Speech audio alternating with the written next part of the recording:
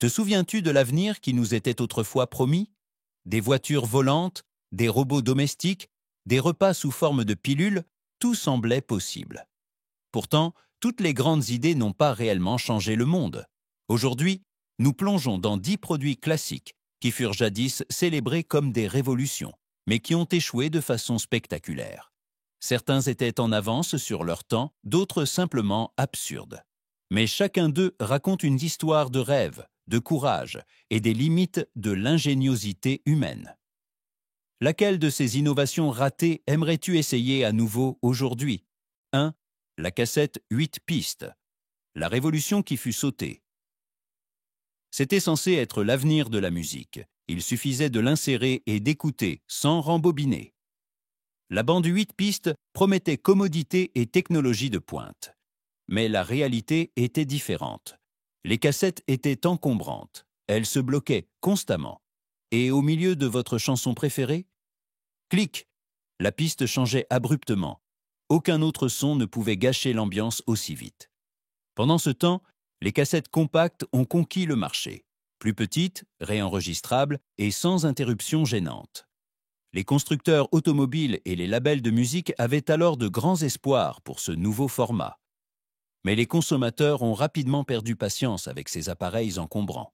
Au début des années 1980, le système 8 pistes a disparu presque aussi vite qu'il était apparu, supplanté par la cassette pratique qui a rendu la musique portable et plus personnelle. Aujourd'hui, les collectionneurs recherchent toujours d'anciens lecteurs 8 pistes, non pas pour leur performance, mais parce qu'ils incarnent un morceau de l'histoire de la musique.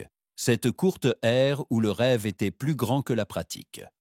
Avec le recul, l'échec de cette technologie n'a cependant pas été vain. Il a montré que l'innovation ne consiste pas seulement à être le premier sur le marché, mais à comprendre comment les gens veulent réellement écouter de la musique, de manière flexible, compacte, libre. La bande 8 pistes n'a peut-être pas été un succès, mais elle a ouvert la voie à tout ce qui a suivi. 2. Le Flowbee, la coupe de cheveux à l'aspirateur. Économisez des centaines de dollars chez le coiffeur. Faites-le simplement à la maison. Telle était la promesse du Flowbee. Un appareil qui transformait votre aspirateur en tondeuse à cheveux. La publicité montrait des coiffures parfaites d'une simple pression sur un bouton. Mais en réalité, cela se terminait souvent en désastre. Au lieu de coupe nette, il y avait des paliers, des trous et des enfants traumatisés qui juraient de ne plus jamais laisser papa toucher leurs cheveux. Le concept était simple. Le Flowbee aspirait les cheveux et les coupait en même temps. Génial en théorie, grotesque en pratique. Les téléachats le rendaient enfantin, mais sans précision chirurgicale, on avait vite l'air de s'être coiffé avec une cisaille à ais. Dans les familles, l'appareil est rapidement devenu un objet de plaisanterie, tandis que les vrais coiffeurs gardèrent leurs clients fidèles en riant. Il est intéressant de noter que le Flowbee a connu un petit retour en force pendant les confinements liés au Covid-19, quand personne ne pouvait plus aller au salon. Mais même là, beaucoup ont réalisé. Certaines choses sont mieux laissées aux professionnels. Aujourd'hui, l'appareil est considéré comme un objet culte, un souvenir décalé de l'époque naïve où nous pensions que la technologie pouvait résoudre tous les problèmes. Mais peut-être y a-t-il aussi une petite étincelle d'optimisme dans cet échec.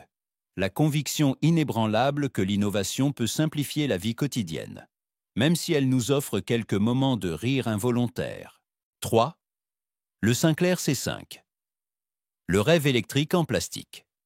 En 1985, Sir Clive Sinclair a présenté le C5, un minuscule véhicule électrique à 3 roues qui devait révolutionner la mobilité urbaine. Il ressemblait à un mélange de kart et de luge et promettait une conduite écologique dans une nouvelle ère technologique. Mais la réalité était décevante. Avec une vitesse maximale d'à peine 24 km/h, sans cabine de protection contre les intempéries et aucune sécurité en cas de collision, la conduite du C5 était moins futuriste que dangereuse. On était assis si bas que les automobilistes pouvaient à peine nous voir, un véritable risque, surtout aux intersections. La presse britannique a rapidement surnommé l'engin le « blague roulante ». Au lieu de devenir un symbole de progrès, le C5 est devenu l'exemple parfait de la pensée utopique technique sans compréhension du marché. Les routes n'étaient pas prêtes, l'infrastructure manquait, Et le public ne voyait aucune raison de se faufiler dans un tricycle en plastique qui ressemblait à un jouet. Et pourtant, des décennies plus tard, le C5 est considéré comme un objet culte. Les musées le présentent comme une tentative audacieuse mais ratée d'inventer l'avenir. Avec la montée en puissance des trottinettes électriques et des voitures électriques, la vision de Sinclair est souvent considérée aujourd'hui comme « née trop tôt », la bonne idée, mais au mauvais moment.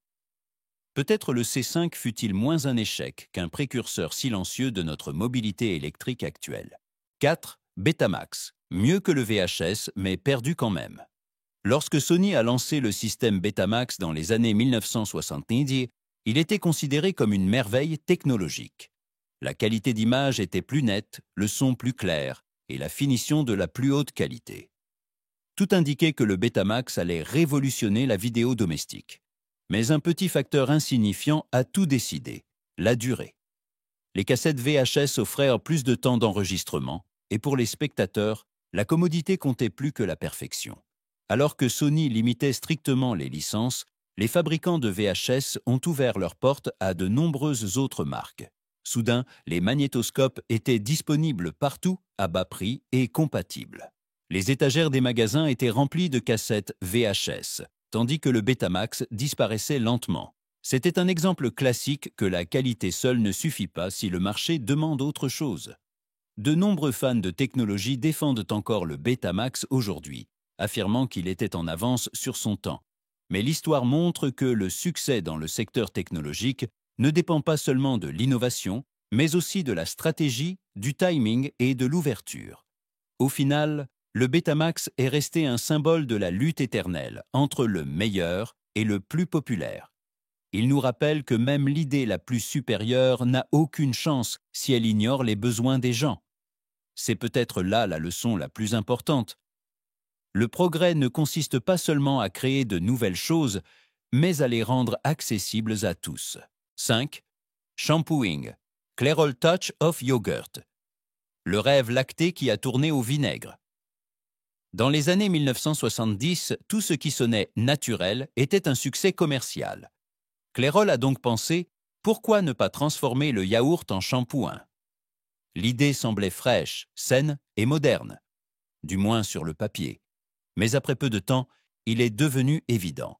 Les produits laitiers appartiennent au réfrigérateur, pas à la tête.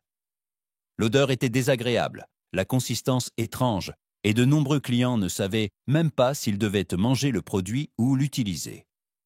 Certains ont même fait la première chose et se sont plaints amèrement par la suite. L'emballage ressemblait à un pot de dessert, ce qui ne faisait qu'accentuer la confusion. Au lieu de faire briller, le shampoing provoquait surtout des hochements de tête négatifs. Il a été retiré du marché en peu de temps. Un parfait exemple de la facilité avec laquelle les entreprises peuvent être aveuglées par les tendances. Les experts en marketing citent encore aujourd'hui ce cas comme un cas d'école de ce qui se passe lorsque les marques oublient le bon sens. Ce n'est pas parce que quelque chose sonne naturel que c'est une bonne idée. Et pourtant, le shampoing Clairol au yaourt est aujourd'hui un morceau de l'histoire de la culture pop, un symbole de l'expérimentation excessive des années 70. Peut-être y a-t-il même quelque chose de beau dans cette idée absurde. Le désir intarissable d'oser de nouvelles choses, même si l'on échoue lamentablement. 6. New Coke. La plus douce catastrophe de l'histoire de la publicité.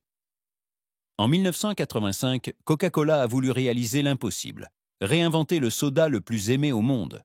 Le goût devait être plus moderne, plus doux, plus sucré, parfait pour une nouvelle génération. Mais personne n'avait demandé ça. Lorsque la nouvelle recette est arrivée dans les magasins, l'Amérique a réagi avec choc et colère. Les fans ont protesté, acheté les stocks restants de l'original et écrit des lettres de colère à l'entreprise. En quelques semaines, une campagne marketing est devenue un drame national. Coca-Cola avait sous-estimé ce qu'aucune analyse de marché ne peut mesurer, l'émotion.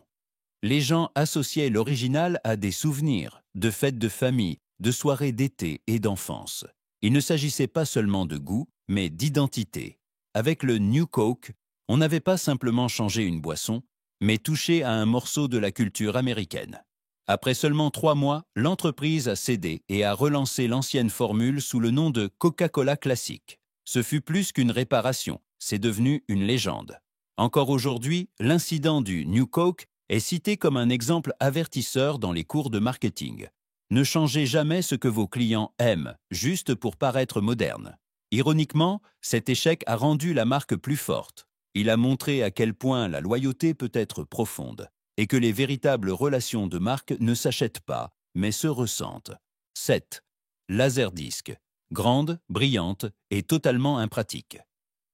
Lorsque le laserdisc a été introduit à la fin des années 1970, il était considéré comme le NEC plus ultra pour les cinéphiles. Des disques argentés géants offraient une qualité d'image impressionnante, plus claire, plus nette, plus brillante que tout ce que le VHS avait à offrir. Pour les cinéphiles, ce fut le coup de foudre, mais il fut vite évident que la beauté seule ne suffit pas. Les disques étaient aussi grands que des disques vinyles, les lecteurs coûteux et les films ne tenaient même pas entièrement sur une seule face. Au milieu de la scène la plus passionnante, il fallait se lever, retourner le disque et continuer à regarder. Alors que certains amateurs de technologie restaient enthousiastes, le grand public a simplement décliné. Les familles ne voulaient pas d'un autre appareil encombrant dans le salon. Le laserdisc estimait rester un produit de luxe, trop grand, trop cher, trop compliqué. Lorsque le DVD était finalement arrivé sur le marché, le sort en était jeté, plus petit, moins cher, plus pratique. Malgré son échec, le laserdisc a laissé une trace dans l'histoire de la technologie. Il a jeté les bases du développement vidéo numérique et a façonné les formats qui ont ensuite conquis le monde. D'une certaine manière, il était trop en avance sur son temps, un pionnier qui est arrivé trop tôt et a été trop vite oublié. Aujourd'hui, le laserdisc symbolise toutes les grandes idées qui ont brillé avant de s'estomper. Il rappelle que même la brillance ne garantit pas le succès si elle ignore les gens. 8. L'Apple Newton, le premier rêve numérique arrivé trop tôt. Bien avant que l'iPhone ne change le monde, Apple avait déjà un rêve audacieux, le Newton. Un assistant numérique personnel qui reconnaissait les notes, gérait les rendez-vous et même comprenait votre écriture, du moins en théorie. En pratique, cependant, le Newton transformait même les lettres les plus claires en séquences de caractères cryptiques. Les listes de courses ressemblaient soudain à des hiéroglyphes et de nombreux utilisateurs ont abandonné, frustrés. Pourtant, l'idée était révolutionnaire. Un appareil portable qui stocke et organise l'information, cela ressemblait à de la science-fiction. Mais l'appareil était cher, grand et techniquement immature. La presse s'est moquée, et même dans la série Les Simpsons, le Newton a été parodié. Pour Apple, ce fut une leçon douloureuse sur le timing. Même la meilleure vision peut échouer si la technologie n'est pas encore prête. Mais avec le recul, le Newton n'a pas été un échec total. Il a jeté les bases de ce qui allait changer le monde plus tard, le Palm Pilot, le BlackBerry et finalement l'iPhone. De son échec est née la prise de conscience que l'innovation prend du temps. Le Newton était tout simplement trop en avance sur son temps, un pionnier numérique qui est tombé pour que d'autres puissent donc voler. Et c'est peut-être là que réside la véritable grandeur de cette petite machine imparfaite. 9. Le Segway, l'avenir de la marche, presque. Lors de sa présentation en 2001, beaucoup ont qualifié le Segway de l'invention qui allait changer les villes. La vision était grande. Les gens devaient glisser silencieusement, rapidement et élégamment dans les rues, sans voiture, sans effort. Mais la réalité a rapidement rattrapé l'euphorie. Le Segway était cher, peu pratique, et honnêtement, on avait l'air ridicule dessus. Au lieu de ressembler à un pionnier du futur, on avait l'air d'un pilote de jouets surdimensionné. Les fabricants croyaient que des centres-villes entiers seraient repensés pour intégrer le Segway, mais cela n'est jamais arrivé. Il a plutôt trouvé sa place dans les centres commerciaux, auprès des forces de sécurité et des groupes de touristes. Pas vraiment l'image révolutionnaire promise. La technique était solide, le concept visionnaire, mais l'image était fatale. L'échec du Segway n'était pas un problème technique, mais humain. Personne ne voulait avoir l'air de ça en se déplaçant. La leçon était claire. L'innovation ne doit pas seulement fonctionner, elle doit aussi être désirable. Malgré tout, le Segway reste un morceau fascinant de l'histoire de la technologie. Ce fut une tentative de réinventer la marche, une tentative qui a échoué, mais qui a tout de même montré que le courage d'avoir une vision reste toujours le premier pas. 10. La DeLorean. Rêve d'acier inoxydable et chaos technique. Peu de voitures ont atteint un statut culte comme la DeLorean. Avec ses portes papillons et sa carrosserie futuriste en acier inoxydable, elle semblait tout droit sortie du futur. Et grâce à Retour vers le futur, elle est devenue immortelle. Mais derrière sa surface brillante se cachait une catastrophe. Le moteur était faible, la finition misérable, et les portes se bloquaient régulièrement. Les propriétaires aimaient le design, mais maudissaient la technologie. John DeLorean voulait créer la voiture du futur, un symbole de liberté, de courage et d'innovation. Mais les problèmes de production, les coûts élevés et les défauts de qualité ont rapidement conduit à la chute. La réalité ne correspondait tout simplement pas au mythe. Et pourtant, même si la DeLorean a été un flop sur la route, elle est devenue une légende dans le cœur des gens. Aujourd'hui, elle est exposée dans les musées, les collections et les rêves des cinéphiles du monde entier. Elle rappelle que le succès ne se mesure pas toujours en chiffres de vente. Parfois, il suffit d'enflammer l'imagination d'une génération. La DeLorean est la preuve que vision et échec vont parfois de pair, et qu'un rêve, même s'il échoue, peut perdurer dans le temps. Tous ces produits avaient une chose en commun, de grands rêves, de grandes promesses, et un monde qui n'était tout simplement pas encore prêt. Mais chaque échec a écrit un morceau d'histoire, ouvert des portes à la nouveauté et montré que le progrès exige toujours du courage. Laquelle de ces inventions oubliées aimerais-tu revivre aujourd'hui? Écris-le dans les commentaires ci-dessous. Et si ce voyage dans le passé t'a plu, alors n'hésite pas à laisser un like, à t'abonner à la chaîne et à rester avec nous, car le prochain voyage dans le temps t'attend déjà.